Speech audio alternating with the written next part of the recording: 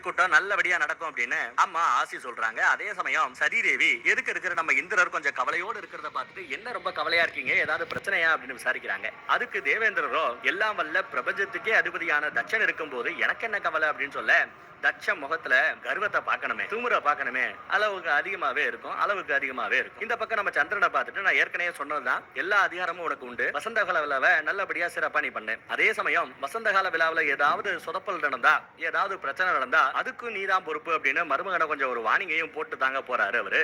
அதே சமயம் அந்த பக்கத்துல எங்க கைலாய மலையில சிவன் உட்காருவார்ல, தியானம் பண்ணுவார்ல, அந்த இடத்தை சரி பண்ணிட்டு இருக்காரு நம்ம நந்தி. அப்படி பண்ணிக்கிட்டு இருக்கும்போது அழுதுகிட்டே பண்ணிக்கிட்டு இருக்காரு. பழச நினைச்சுக்கிறாரு, ஈசன் நம்மள திட்டாப்லையே அப்படின்னு. பக்கத்துல நம்ம டிஸ்டர்பன்ஸ் வந்து என்ன ஏதுன்னு விசாரிச்சா, என்னதான் இருந்தாலும் அவர் என்ன திட்டிருக்க கூடாது, அவர் திட்டாரு, அதை நினைக்கும் போதெல்லாம் எனக்கு அழுக வருதுன்னு அழுதுகிட்டே இருக்கான். அதை பின்னாடி இருந்து நம்ம ஈசனும் கேட்டுறாப்ல. கேட்டுட்டு அதுக்கப்புறம் அதே இருக்கையில அவர் உட்காந்து தியானம் பண்ணிக்கிட்டு இருக்கிறதுக்கு முன்னாடி நந்தியை பார்த்து ஏன் ஒரு மாதிரியா சோமாவே இருக்கிற அப்படின்னு விசாரிக்கிறாரு. விசாரிச்சு பார்த்தா, அன்னைக்கு நீங்க திட்டீங்கல்ல, எனக்கு என்னமோ நீங்க என்ன விட்டுட்டு பிரிஞ்சு போயிடுவீங்களோன்னு பயமா இருக்குங்கிற மாதிரி பேசுறேன். அதெல்லாம் ஒண்ணு நடக்காது, என் மனசுக்கு பிடிச்ச பக்தன் நீ, அதெல்லாம் எதுவும் நடக்காது, பயப்படாத. இருந்தாலும் உன்னோட பக்தியை மிச்சி உனக்கு ஏதாவது செய்யணும்னு தோணுது, என்ன வேணும் கேளு அப்படிங்கிறாரு. அதுக்கு இவர் வாய் தவறி யாரோட வார்த்தைய யாரோட பேரை சொல்ல கூடாதுன்னு நினைச்சாரோ அந்த பொண்ணோட பேரையே சொல்லிடுறாரு. எனக்கு இந்த அடியனுக்கு பெருசா என்ன வேணும், உங்களையும் தேவி சதியையும் சேர்த்தாப்புல பார்க்கணும், உங்க ரெண்டு பேரையும் சேர்ந்தாப்புல பார்த்து உங்ககிட்ட ஆசீர்வாதம் வாங்கணும், அதை தவிர எனக்கு வேற என்ன வேணும்னு சொல்லிட்டு தவறுதலா ஃப்ளோல பேசிறாப்ல. அதை கேட்டதும் சிவனுக்கு கோபம் வந்துருது. இருந்தாலும் கொஞ்சம் கடிச்சிக்காம, உன் மேல எனக்கு பாசம் அதிகம், ஆனா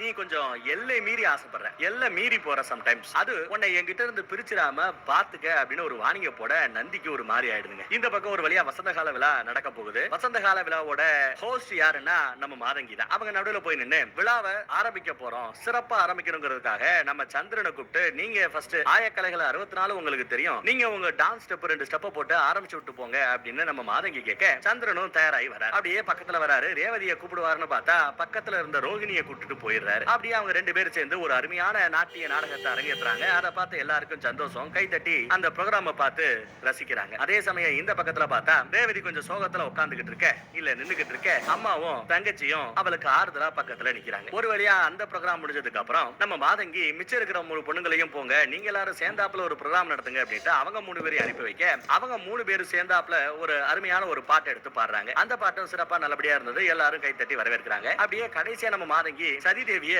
மாட்டி விட பாக்குறாங்க. சதி, நீ போய் ஒரு பாட்டு பாடு அப்படிங்கிறாங்க. எல்லா பேரும் கோரஸா கூட்டமா பாடினாங்க, என்ன மட்டும் தனியா போய் பாட சொல்றீங்களே அப்படின்னு சதியும் கேட்க, அதனால என்ன, மனசுக்கு பிடிச்ச ஒருத்தவனை நீ நினைச்சுக்கிட்டு பாடினேன்னா அவனே உன் கூட வந்து பாடுற மாதிரி அர்த்தம், அப்படி நினைச்சுக்கிட்டு போ அப்படின்னு சொல்லி அனுப்புறாங்க. அப்படியே பக்கத்துல காதோரமா வந்து, என்கிட்ட நீ லவ் பண்ற உன்னோட காதலோட பேரை கேட்டா நீ சொல்ல மாட்டேங்கிற, குறைஞ்சபட்சம் இந்த பாட்டுலயாவது நீ காதலிக்கிறது யாருன்னு எனக்கு தெரிய வரட்டும், போய் பாடு அப்படின்னு அனுப்புறாங்க. காதோரமா பேசுறாங்க. அந்த பக்கம் பார்த்தா நம்ம அசுர ராணுவத்துக்கு முன்னாடி ஒருத்தவன் சொற்பொழிவு ஆத்திக்கிட்டு இருந்தால, அவன் இன்னும் அந்த சொற்பொழிவை ஆத்திக்கிட்டு தாங்க இருக்காப்ல. அவரை சுத்தி இருக்கிற வீரர்கள் குருதேவ் அப்படின்னு கூப்பிடுறாங்க. குருதேவா? அப்போ குரு சுக்கராச்சாரியார் தான் இந்த பையனா? நான் கூட உடம்பெல்லாம் முடிகிடி வச்சுக்கிட்டு தாடி வச்சுக்கிட்டு முனிவர் ரேஞ்சுக்கு இருப்பாருன்னு பார்த்தேன். இல்ல வேற யாராவது இருக்குமா? கிளாரிட்டி இன்னும் கொடுக்கலங்க. எந்த எபிசோட்ல நமக்கு அந்த கிளாரிட்டியை கொடுக்க போறாங்கன்னு தெரியல. அதே சமயம் இவர் யார பத்தி விசாரிக்கிறாரு அப்படின்னா, விருத்தாசுரன் ஒருத்தவர் இருக்கானா, மிகப்பெரிய வீரனா சூரனா. அந்த விருத்தாசுரன் இப்போ தவத்துல இருக்கானா. அந்த தவம் எப்ப முடிய போகுது அப்படின்னு விசாரிச்சா, வசந்த கால விழாவை ஒட்டி அந்த தவம் முடிய போகுமா.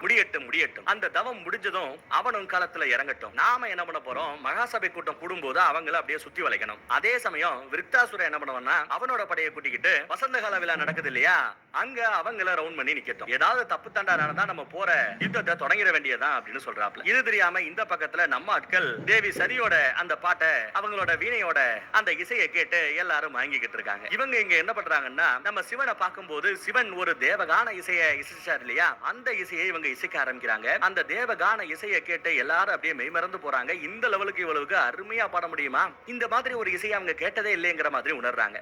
ஆனா மாதங்கி மட்டும் அந்த இசைக்கு பின்னாடி ஏதோ ஒண்ணு இருக்கு அப்படிங்கறத உணர்ந்துக்கிறாங்க. அதே மாதிரி நம்ம சந்திரனும் கூட இந்த இசையை எங்கேயோ கேட்ட மாதிரி இருக்கேங்கிற மாதிரி ஒரு பார்வை பாக்குறாரு. முழுக்க சதிதேவி கண்களை மூடி அப்படியே அந்த இசைக்குள்ள மூழ்கி இருக்கும் போது அவங்க கண்ணு முள்ள வந்து போறதெல்லாம் யாரு, சாட்சாத் நம்ம ஈசன் தான். அருமையா வாசிக்கிறாங்க. எல்லா பேரும் பயங்கரமா அவங்கள பாராட்டுறாங்க, அருமைன்னு பாராட்டுறாங்க. ஆனா மாதங்கி மட்டும் முகம் ஒரு மாதிரியா மாறி போச்சு. அம்மா எவ்வளவு அருமையா பாடுறமா நீ அப்படின்னு மெச்சிக்கிறாங்க. இவ்வளவு அருமையான ஒரு பாட்டை என்கிட்ட நீ பாடினதே இல்லையே, யார் உனக்கு சொல்லி கொடுத்தான்னு உட்பட கேக்குறாங்க அம்மா யதார்த்தமா. அதுக்கு பதார்த்தமா சாதாரணமா இந்த அம்மா சிரிச்சு சமாளிச்சிடுறாங்க. இந்த பக்கம் சந்திரனுக்கு நல்லா தெரியும் இந்த இசை ஈசனுக்கு சொந்தம்னு தெரியும். இந்த இசையை இவங்க பாடுறாங்களா, அப்ப ஈசனுக்கு இந்த பொண்ணுக்கு நடுவுல இல்ல இருக்காது, வாய்ப்பு இல்ல. ஈசனை விரோதியா பார்க்கக்கூடிய தட்சனோட பொண்ணு அப்படி நடந்துக்க வாய்ப்பே இல்லைங்கிற மாதிரி சந்திரன் அவரோட மனசுக்குள்ள பேசிக்கிறாங்க. இசையை முடிச்சுட்டு அந்த பொண்ணு போக பின்னாடி நம்ம மாதங்கியும் ஓடுறாங்க. அதே சமயம் இந்த பக்கத்துல கைலாய மலையோட அடிவாரத்துல ஒருத்தர் வந்திருக்கிறாரு. 3 நாளா கஷ்டப்பட்டு நடந்து ஈசனை பார்க்கணும்னு வந்திருக்காரு. அவருக்கு நம்ம பெரியவர் சாப்பாடெல்லாம் கொடுத்து சாப்பிட வைக்கிறாரு. ஈசனை பார்க்கணும்னு அந்த புது கேரக்டர் ரொம்ப ஆர்வமா இருக்கு. அதெல்லாம் இருக்கட்டும், நீங்க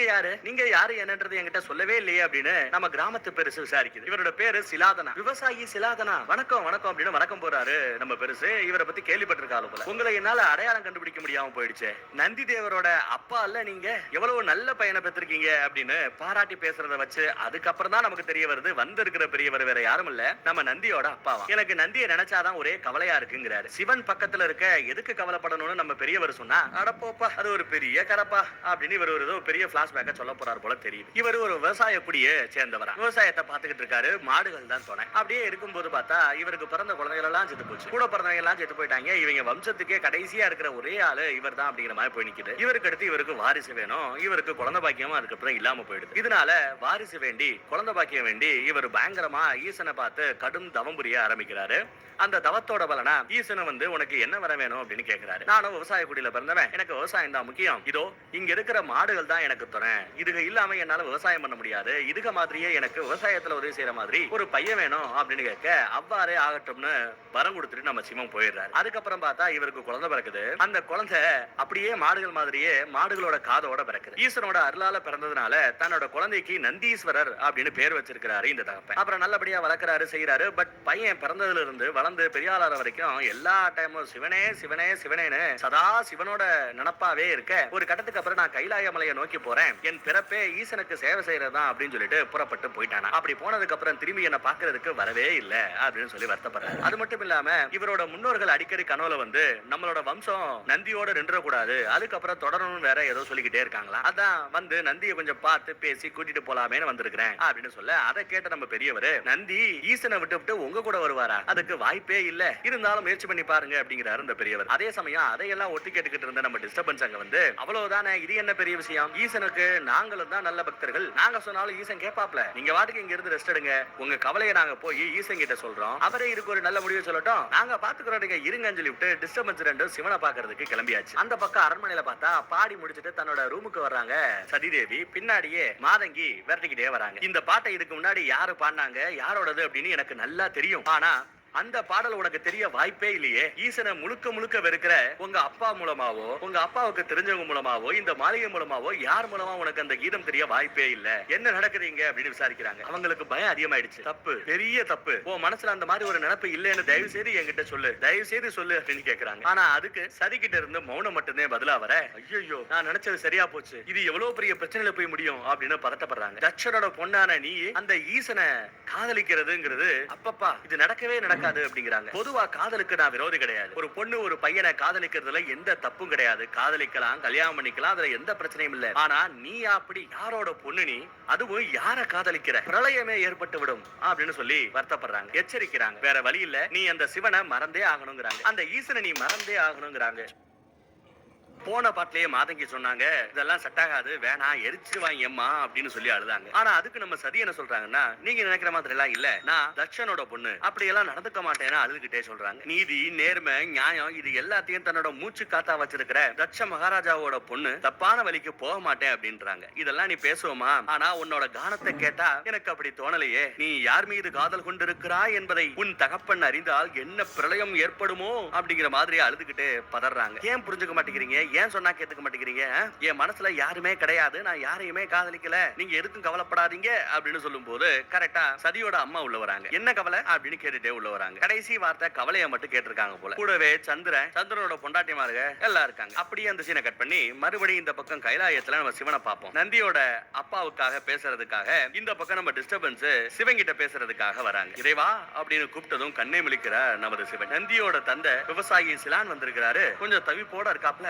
வயசாயிடுச்சுல்ல, அதனால நந்திய தன்னோட கூட்டு போறதுக்காக வந்திருக்கிறாப்ல அப்படின்னு சொல்ல, போய் அவங்க அப்பாவை என்ன பாக்குறதுக்காக மரியாதையோட வரவேற்போட கூட்டிட்டு வாங்க அப்படின்னு நம்ம சிவன் சொல்ல டிஸ்டர்பன்ஸ் போறாங்க. இந்த பக்கம் அம்மா அக்காமார்க எல்லாம் கூட்டமா வந்து சதிக்கிட்ட என்ன ஏதுன்னு விசாரிக்கிறாங்க. அது ஒண்ணு இல்லம்மா, நம்ம வசந்த கால விழா நடக்குது இல்லையா, அது சம்பந்தப்பட்ட கவலை தான், அதை பத்தி தான் பேசிட்டு இருந்தோம். ஆனா மாதங்கி வந்துட்டாங்கல்ல, இனி கவலை இல்லைன்னு சொல்லிக்கிட்டு இருந்தோமா அப்படின்னு சொல்லி சமாளிக்கிறாங்க. ஆமா, இசை போட்டி முடியறதுக்குள்ள அப்படியே வெளியில ஓடி வந்துட்டியே, போட்டியில யார் ஜெயிச்சாங்க தெரியுமா அப்படின்னு விசாரிக்கிறாங்க. மாதங்கி கிட்ட கேக்குறாங்க, நீங்க சொல்லுங்க, உங்களோட அனுமானத்துல சொல்லுங்க, யாரு ஜெயிச்சிருப்பா அப்படின்னு கேட்க, யாரா இருக்கும், எல்லாருமே சிறப்பா தான் பாடுனீங்க, மேபி சந்திரனா கூட இருக்கலாம் அப்படின்ற மாதிரி சொல்ல எல்லாரும் சிரிக்கிறாங்க. இல்ல இல்ல, உண்மையை சொல்ல போனா ஜெயிச்சது வேற யாரும் இல்ல, சாட்சாத் நம்ம சதிதேவி தான் அப்படின்னு சொல்றாங்க. சதிதான் அந்த போட்டியில ஜெயிச்சிருக்காங்களாம். அவங்களோட கானத்தை கேட்டு எல்லாரும் அப்படியே மனசு குளிர்ந்துட்டாங்களாம். ஆமா மாதங்கி, ஒரு முக்கியமான மேட்டர், நீங்க ஏதோ ஒரு காதல் வண்ணத்தை கொண்டு வரதா சொல்லிட்டு இருந்தீங்க, எப்ப கொண்டு வர போறீங்க அப்படின்னு கேக்குறாங்க. ஐயோ மறந்து போயிட்டேன்ப்பா, இன்னைக்கே நானு அந்த பெயிண்டர் கிட்ட போய் அந்த காதல் வண்ணத்தை வாங்கிட்டு வரேன், துணைக்கு உங்கள யாராவது வர முடியுமா அப்படின்னு கேட்க, அக்காமாருக ஏன் சதியை கூட்டு போங்களேன் அப்படின்னு சதியை வாண்டடா அனுப்புறாங்க. அம்மா கூட அதுக்கு சரின்னு ஒத்துக்கிறாங்க. சதியை கூட்டு போ, எல்லா பேரும் பிஸியா இருக்கோம், சதியை கூட்டு போ அப்படிங்கிறாங்க. அதுக்கு மாதங்கி யோசிக்கிறாங்க. காரணம் என்னன்னா, இவ தெரிஞ்சுதான் பேசுறாளா, யார நம்ம சதியை சொல்றாங்க. சதி மனதளவுல நான் யாரையும் காதலிக்கல அப்படின்னு சொன்னா கூட, வாயை திறந்து உதட்டளவுல அப்படி எல்லாம் பேசினா கூட, எங்க வெளியில கூட்டு வந்தா கைலாயமலை நோக்கி போயிடுவாளோ அப்படின்னு நம்ம மாதங்கிக்கு கொஞ்சம் பயம். இல்ல அப்படி எல்லாம் செய்ய மாட்டா அப்படின்னு இன்னொரு பக்கத்துல மனசு பேசுது. கூட்டு போலாமா வேணாமான்னு யோசிக்கிறாங்க நம்ம மாதங்கி. அப்புறம் பேசுறாங்க, சதியை எப்படி கூட்டு போக முடியும், வசந்த கால விழா சம்பந்தப்பட்ட வேலைகள்ல அவளுக்கும் ஈடுபாடு அதிகம் இருக்கும் இல்லையா, அவ வேணும்னா இங்க இருக்கட்டுமே சொல்ல, இல்ல இல்ல எனக்கு அவ்வளவு வேலை இல்ல, நான் உங்க கூட வரேன் அப்படிங்கிறாங்க. மாதங்கிக்கு இன்னும் பயம் கூடிக்கிட்டே போகுது. அந்த பக்கம் கைலாயமலையில சிவனை பாக்குறதுக்காக நந்தியோட தகப்பன் அந்த பெரியவரோட பக்கத்துல வந்து சேர்றார். வந்தது ஒரு வணக்கத்தை வைக்கிறார், கால்ல விழுந்து வணங்குறார். அதுவும் சாட்சாங்கமாக தரையிலேயே படுத்துறார். அந்த லெவலுக்கு சிவனின் மீது பக்தி. நாம என்ன கேட்க போறோமோ அதுக்கு சிவன் என்ன பதில் சொல்லுவாரோ அப்படிங்கிற கவலை. எழுந்திருங்கள் அப்படிங்கிறாரு நம்ம சிவன். எந்திரிச்சாச்சு. நான் ஒரு காரணத்துக்காக தான் இங்க வந்தேன், ஆனா அந்த காரணத்தை உங்ககிட்ட வாயை திறந்து சொல்ல முடியாத நிலைமையில இருக்கிறேன், இருந்தாலும் வேற வழி தெரியல, அதனாலதான் உங்களை தேடி வந்தேன் அப்படிங்கிறார். அன்று ஒரு நாள் என்னோட முன்னோர்களோட வேண்டுகோளுக்கு அன்னைக்கு நான் தவம் பண்ணி என் பிள்ளைய உங்க மூலமா பெத்தெடுத்தேன். ஆனா ஒரு புள்ள இருந்துமே இப்ப நான் தனிமையில வாடுறேன், தனிமையில் வேதனை கொள்கிறேன். இந்த எளியவனுக்கு அருள் வாக்கு அளித்தவர் நீதானே, நீங்க தான் எனக்கு ஒரு நல்ல வழி சொல்லணுங்கிறார். என்ன வேணுமோ ஓப்பனா கேளுப்பா அப்படின்னு நம்ம சிவன் சொல்லும் போது,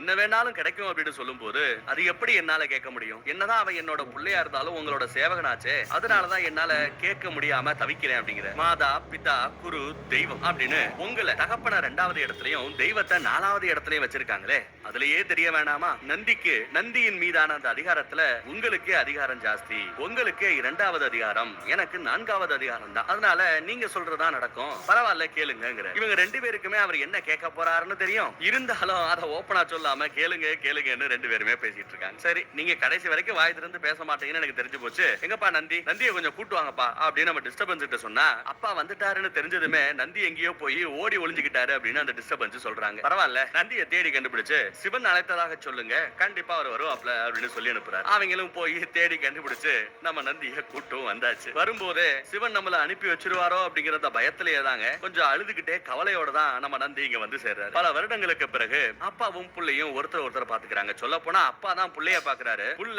அப்பாவை இவ்வளவு நேரம் பார்க்கவே இல்லைங்க. உங்க அப்பா வந்திருக்காப்ல, வாப்பா வந்து பக்கத்துல பாரு அப்படின்னு நம்ம சிவனே சொல்ல பக்கத்துல வராரு நம்ம நந்தி. அப்படியே அப்பா கிட்ட கால்ல விழுந்து நமஸ்காரம் வாங்குறாரு நம்ம நந்தி. ஆனாலும் முகமுழுக்க கவலை. டாடி பாசத்தோட கட்டி பிடிச்சாலும் நந்தி கிட்ட அந்த பாசம் தெரியல, கவலையே தெரியுது. அத நம்ம சிவனும் நோட் பண்ணி கேக்குறாரு, நந்தி என் பக்கத்துல வா, ஒரு புள்ளைக்கு அப்பாவை விட முக்கியமானவங்க இந்த உலகத்துல வேற யாரும் இல்ல அப்படிங்கிறாரு. அதே மாதிரிதான் ஒரு சேவகனுக்கும் அவனோட தெய்வத்தை விட முக்கியமானவங்க வேற யாரும் கிடையாது அப்படின்னு அவன் நந்தி பதிலுக்கு சொல்றாரு. உன்ன மாதிரி ஒரு சேவகன் எனக்கு கிடைச்சதுக்கு நான் தான் கொடுத்து வச்சிருக்கணும் நம்ம சிவனே சொல்றாரு. இருந்தாலும் உங்க அப்பா உன்னை தேடி இங்க வந்திருக்கிற, உன்னை வேண்டி இங்க வந்திருக்கிற அப்படிங்கிற. சிவா ஆண்டவா, அன்னைக்கு எங்க அப்பா தனிமையில வாடுறாரு, ஒரு குழந்தை வேணும்னு தவம் பண்ணி உங்களை வேண்டி கேட்டாரு, நீங்களும் இந்த வச்சுக்கோன்னு என்ன கொடுத்தீங்க. நான் வந்ததோ அவருக்கு தனிமை தெரியல, ஆனா ஒரு ஸ்டேஜுக்கு அப்புறம் சிவனை தேடி நான் இங்க வந்துட்டேன். உங்களுக்கு அன்னைக்கு என்னோட தேவைப்பட்டது, என்னோட சேவை தேவைப்பட்டது, என்ன நீங்க வச்சுக்கிட்டீங்க. இப்ப எங்க அப்பா வந்திருக்கிறார், மறுபடியும் அதே முதுமையையும் தனிமையையும் காரணமா சொல்லி என்ன கூட்டு போக பாக்குறார். இப்போ என்னோட சேவை உங்களுக்கு தேவை இல்லைன்னு சொல்லி என்ன நீங்க அவர் கூடயே அனுப்ப பாக்குறீங்க. உங்களுக்கு என்ன தேவை,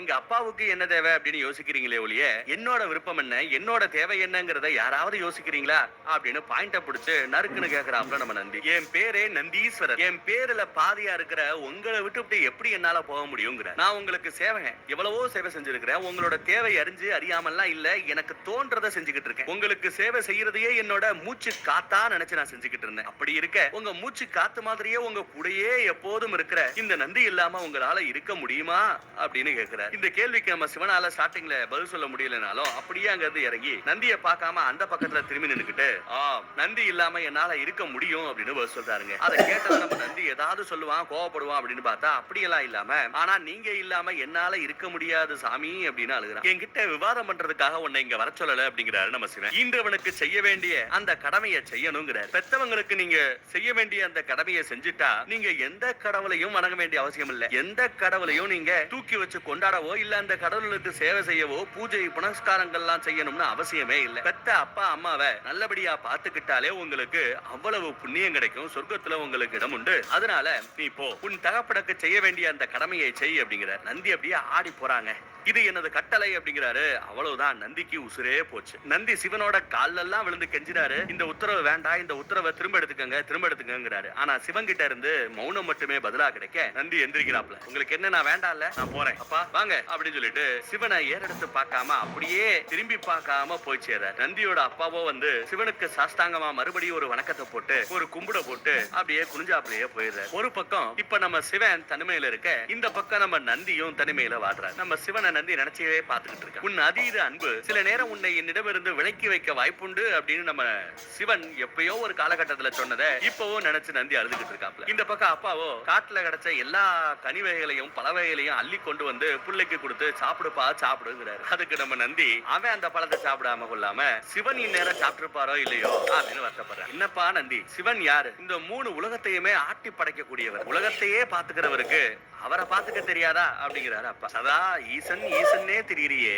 இந்த அப்பனை பத்தி கொஞ்சம் யோசிக்கிறியா? எவ்வளவு பெரிய கடும் தவம் இருந்து உன்னை நான் பிள்ளையா பெத்தெடுத்தேன். திடீர்னு ஒரு நாள் ஈசனுக்கு சேவை புரியணும், சிவனுக்கு சேவை புரியணும்னு வந்து நின்று. அப்ப நான் உன்னை தடுக்கலையே, உன் விருப்பப்படியே செய்யும் சொல்லில உன்னை சேவை செய்ய அனுப்பி வச்சேன். இப்பயோ எனக்கு வயசாயிடுச்சு, என்ன பாத்துக்கிறதுக்குன்னு யார் இருக்கா? நான் ஒரு கால் போயிட்டேன்னா நம்ம மாடுகளை பாத்துக்கிறதுக்கு யாரு இருக்கா? நம்ம வீட்டை பாத்துக்கிறதுக்கு யாரு இருக்கா? நிலத்தை பாத்துக்கிறதுக்கு யாரு இருக்கா? சொல்லு, இதெல்லாம் நீதான்ப்பா பாத்துக்கணும் அப்படின்னு சொன்னா எனக்கு அதுல எல்லாம் நாட்டம் இல்ல. சிவன் சேவையே என் சேவை அப்படிங்கிறாரு. என்னப்பா, எத்தனை வருஷம் நான் உன்னை இவ்வளவு கஷ்டப்பட்டு சின்ன வயசுல இருந்து வளர்த்திருப்பேன், அதெல்லாம் நினைச்சு பார்த்தியா அப்படின்னு கேட்டா, என்னோட இறந்த காலம் நேர்காலம் எதிர்காலம்னு எக்காலமும் எனக்கு தேவையில்லை. சிவனோட சேவையில் இருக்கிற காலம் மட்டும்தான் புனிதமான காலம், எனது காலம். அக்காலத்திலேயே கழிக்க நான் விரும்புகிறேன் அப்படின்னு சொல்லி அழுதுகிட்டே குடிசைக்குள்ள போயிடாரு நம்ம நந்தி. இந்த பக்கம் அரண்மனையில மாதங்கி ரொம்ப பக்தியோட சாமி கும்பிட்டுக்கிட்டு இருக்க சதிதேவி பின்னாடி வராங்க. உங்களுக்கு என் மேல கோவம்னு எனக்கு தெரியும், இருந்தாலும் என்னோட தப்புங்க, நான் என்ன தப்பு பண்ணேன்? நீங்க நினைக்கிற மாதிரி அந்த சிவனோட எனக்கு எந்த தொடர்பும் இல்ல, அந்த தொடர்பை ஏற்படுத்தக்கூடிய ஐடியாவும் என்கிட்ட இல்ல. ஆனா விதி என்ன சுத்தி அந்த சிவனை இழுத்து கொண்டு வந்து நிப்பாட்டது, என் முன்னாடி வந்து நிப்பாட்டது. என்னால என்ன செய்ய முடியும்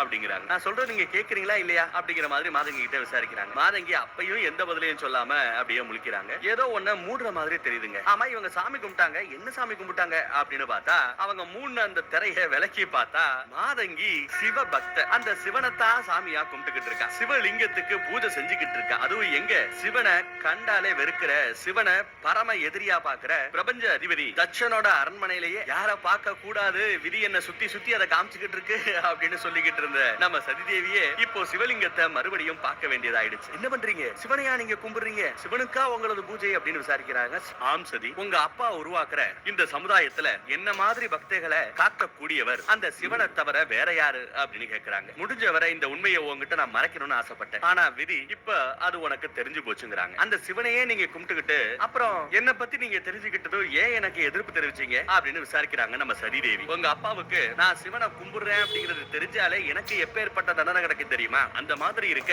அந்த தட்சனோட பொண்ணு நீ சிவனை காதலிக்கிறேன்னு சொன்னா உங்க அப்பா என்ன செய்வாரு யோசிச்சு பாரு, அதனாலதான் எதிர்த்தேங்கிறாங்க. மறுபடி நீங்க அதையே சொல்லிட்டு இருக்கீங்க, நான் யாரையுமே காதலிக்கல அப்படின்னு இந்த பொண்ணு சொன்னா, சும்மா நீ உன்னையே ஏமாத்திக்கிட்டு இருக்காங்க, முதட்டளவுல நீ என்ன பேசிட்டு இருந்தாலும் உன் கண்ணே காட்டி கொடுத்துருதுங்கிறாங்க. எனக்கு உன்னோட காதல் மட்டும் தெரியல, அந்த காதல்னால ஏற்படக்கூடிய அந்த பிரம்மாண்டமான அழிவையும் நான் யோசிக்கிறேன் அப்படிங்கிறாங்க. நீ காதலோட நடுவுல ஒரு பக்கம் உங்க அப்பா, இன்னொரு பக்கம் அனைத்தும் தனதாகியும் தனித்தே இருக்கும் சிவன். இவங்க 2 பேருக்கு மத்தியில நீ என்ன பாடுபட போறையோ போ, தயவு செய்து இங்க இருந்து போ அப்படிங்கிறாங்க நம்ம மாதங்கி. உனக்கு எந்த விதத்திலயும் என்னால உதவி செய்ய முடியாது, தயவு செய்து என் கண்ணு முன்னாடி நிக்காத, போயிரு அப்படின்னு சொல்லி மாதங்கி அழுக ஆரம்பிச்சிட்டாங்க. சிரிச்சே பாத்துக்கிட்டு இருந்த நம்ம மாதங்கிய இப்படி அழுகாட்சியில பாக்குறதுக்கு நமக்கே மனசு கொஞ்சம் கஷ்டமா இருக்கு. சதிதேவி போனதுக்கு அப்புறம் அந்த சிவலிங்கத்துக்கு முன்னாடியே விழுந்து சிவனை வேண்டி அப்படியே அழுதுகிட்டு இருக்காங்க நம்ம மாதங்கி. இந்த பக்கம் இவங்களுக்கு இப்படி கவலை அப்படின்னா அந்த பக்கம் கைலாய மலையில நம்ம சிவன் எப்பவும் போல அந்த பாறையில உட்கார்ந்து தியானத்துல மூழ்கி இருக்க நாரதர் அந்த பக்கம் வர இந்த தடவை தடுக்கிறதுக்கு நம்ம நந்தி இல்ல, மாறா அந்த டிஸ்டர்பன்ஸ் தான் இருக்கானுங்க. நந்தி இந்த மாதிரி அவங்க அப்பாவோட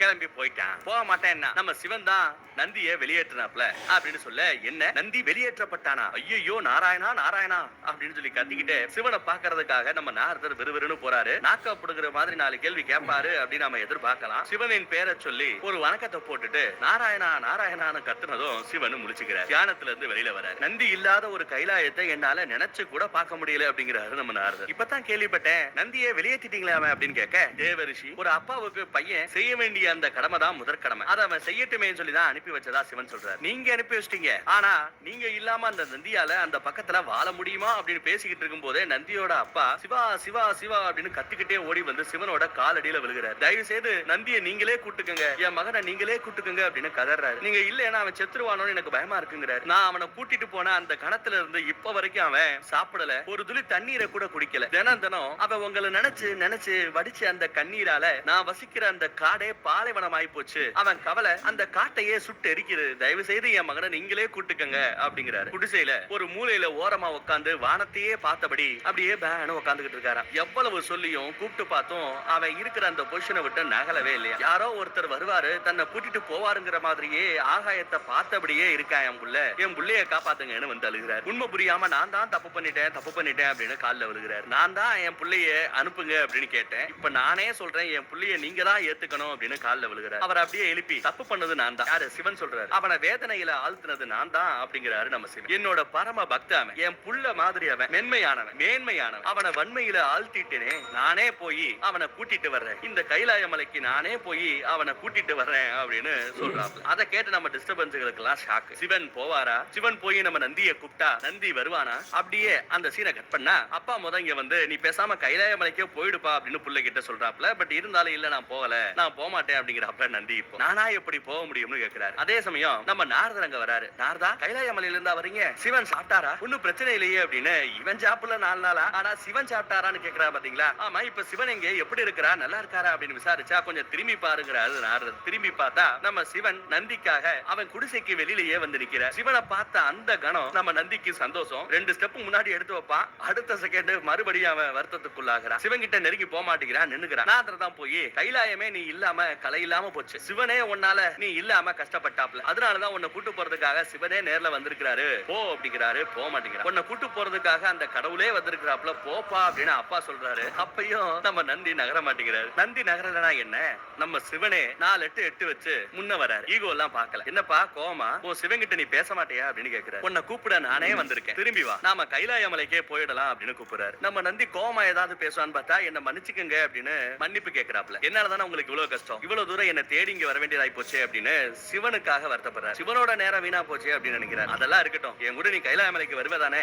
அப்படின்னு கேட்கிறாரு நம்ம சிவன். அதை விட ஒரு பெரிய பாக்கியம் எனக்கு என்ன இருக்கு, கண்டிப்பா நான் வருவேங்கிறாரு நம்ம நந்தியும். ஒரு வழியா இவங்க பாச போராட்டம் இந்த இடத்துல முடிகிற மாதிரி தெரியுதுங்க. உன்னை விட ஒரு சிறந்த பக்தனை இதுவரைக்கும் நான் பார்த்ததே இல்ல, நீ என்றுமே என் மனதுக்கு உகந்தவன். இன்று உனக்கு நான் ஒரு ஆசை அளிக்கிறேன், என்ன யாராவது பிரார்த்தனை பண்ணணும், என்கிட்ட ஏதாவது குறை சொல்லணும் அப்படின்னு பக்தர்கள் யாராவது விருப்பப்பட்டா அத என் கோயில்கள்ல எனக்கு முன்னாடி உனக்கு சிலை இருக்கும், அந்த நந்தியோட சிலையோட காதுல உன் காதுல அவங்களோட குறையை எடுத்து சொன்னா அந்த குறை எனக்கே வந்து சேரும், நானே அந்த குறையை தீர்த்து வைப்பேன் அப்படின்னு அவரு வாக்கு கொடுக்கிறாரு. அதனாலதான் என்னவோ இப்ப இருக்கிற சிவாலயங்கள் எல்லாத்துலயுமே சிவனை பாக்குறதுக்கு முன்னாடி நம்ம நந்தியை பாத்துருவோம். அதே மாதிரி நந்தியோட காதுலயும் நிறைய பேரு அவங்களோட குறைகளை சொல்லியும் நம்ம கேட்டிருப்போம். இது எல்லாத்துக்கும் காரணம் இந்த நிகழ்வு தான் அப்படிங்கிறது இந்த கதையை பார்த்துக்கிட்டு இருக்கிற நமக்கு தெரிய வந்திருக்கும். எப்பேற்பட்ட பேரு, எப்பேற்பட்ட புகழ் யாருக்கு கிடைக்கும் இந்த பாக்கியம். அப்படியே நந்தி குளிர்ந்து போயிடுறாரு மனுஷன். அப்புறம் அப்பா கிட்ட வணக்கத்தை போட்டு நான் போயிட்டு வரேன் அப்படிங்கறத சொல்ல முடியாம அப்படியே மென்னுக்கிட்டு இருப்பாப்ல. இறைவனுக்கு நீ செய்ய வேண்டிய அந்த சேவை தான் உன்னோட மூச்சு காத்துன்னு எனக்கு இப்ப புரிஞ்சு போச்சு, அந்த சேவையை தடுத்து நிறுத்தினா உன்னோட மூச்சே நிக்கிற மாதிரி அர்த்தம், அதை நான் இப்ப புரிஞ்சுக்கிட்டேன், நானே சொல்றேன் போயிட்டு வா மகனே அப்படின்னு நந்திக்கு பர்மிஷன் கொடுக்கிறாரு அவங்க அப்பா. அந்த பக்கம் நம்ம ரோஹிணி இன்னும் சந்திர என்ன திருப்பி கூட பார்க்க மாட்டேங்கிறாப்லயே